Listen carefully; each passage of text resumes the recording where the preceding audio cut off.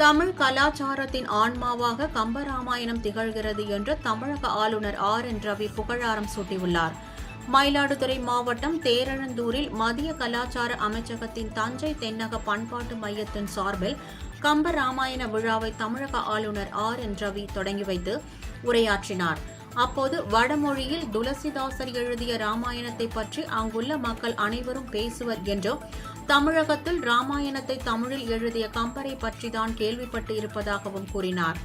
இரண்டாவது முறையாக கம்பர் பிறந்த ஊருக்கு வந்திருப்பதாகவும், ஆனால் கம்பரை பற்றி இங்கு உள்ள மக்கள் அதிக அளவு பேசவில்லை என்பது ஏமாற்றமாக இருப்பதாகவும் அவர் தெரிவித்தார். தமிழகம் முழுவதும் 45க்கும் மேற்பட்ட கம்பன் கழகங்கள் மூலம் கம்பராமாயணம் உயிர்ப்புடன் வைக்கப்பட்டிருப்பதாகவும், தமிழ் கலாச்சாரத்தின் ஆன்மாவாக கம்பராமாயணம் திகழ்வதாகவும் அவர் குறிப்பிட்டார். இந்தியாவில் வேறு எந்த தலைவரும் பிரதமர் நரேந்திர மோடி அளவிற்கு தமிழ் மீது பற்றுள்ளவர்கள் இல்லை எனவும், பல்வேறு நாடுகளில் திருவள்ளுவருக்கு முக்கியத்துவம் அளித்து பல நிகழ்ச்சிகளில் அவர் பேசியுள்ளதாகவும் அவர் தெரிவித்தார். காசி தமிழ்ச் சங்கமம் நிகழ்ச்சி மூலம் தமிழ் கலாச்சாரம் பரப்பப்படுவதாகவும், தமிழ் மற்றும் தமிழ் கலாச்சாரத்தின் மீது பற்றுள்ள தலைவராக பிரதமர் திகழ்வதாகவும் ஆளுநர் RN ரவி பெருமிதம் தெரிவித்தார்.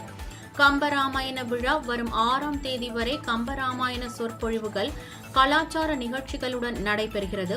முன்னதாக கம்பர்மேட்டில் இந்திய தொல்லியல் துறை சார்பில் ஏற்பாடு செய்யப்பட்டுள்ள புகைப்பட கண்காட்சியை ஆளுநர் RN ரவி தொடங்கி வைத்தார்.